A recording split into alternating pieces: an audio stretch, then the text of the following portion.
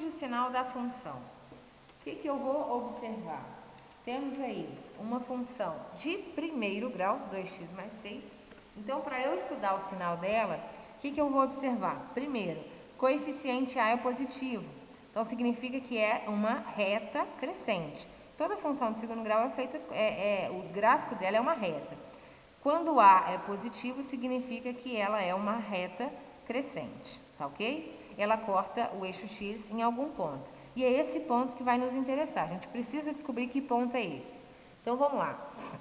O que eu vou fazer? Achar o zero da função. Então, eu vou fazer assim, ó, 2x mais 6 igual a zero, tá?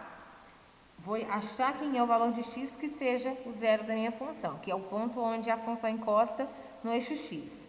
Então, ó, 2x mais 6 igual a zero, eu posso falar que 2x é igual a menos 6, né? Resolvendo a equação mesmo. E x é igual a menos 6 dividido por 2, ou seja, menos 3. Então, esse ponto aqui, ó, é o ponto menos 3, ok? Então, vamos imaginar o eixo y aqui, ó. O eixo y estaria aqui, ó, certo? Bom, inclusive, que ponto é esse aqui, ó? Eu falei em sala de aula. Esse ponto é sempre o meu coeficiente b, tá? Bom, aí o que a gente vai ter que pensar?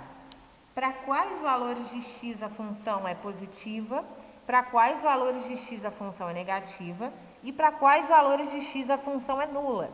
Então, vamos pensar. Olha, se eu pego esse ponto aqui, ó, que é um valor maior que menos 3. Se eu pensar na resposta dele, olha só, é uma resposta positiva. Se eu pego esse ponto, olha, resposta positiva. Então, o que eu estou vendo? Que depois do número menos 3, as minhas respostas são todas positivas. Se eu pensar aqui antes do menos 3, olha só. Se eu pensar nesse ponto, para eu encostar na função, eu faço pontilhado para baixo. Não adianta fazer o pontilhado para cima que eu não vou encostar. Então, ó, fazendo aqui o pontilhadinho, ó, que termo é esse? Eu não sei que número é, mas eu sei que é um número negativo. Se eu pegar outro ponto, ó, mesma ideia, vai ser outro número negativo. Então, significa o quê? Que se eu pego valores antes do menos 3, a minha resposta é negativa, tá? Então, é isso que a gente vai responder. Olha só.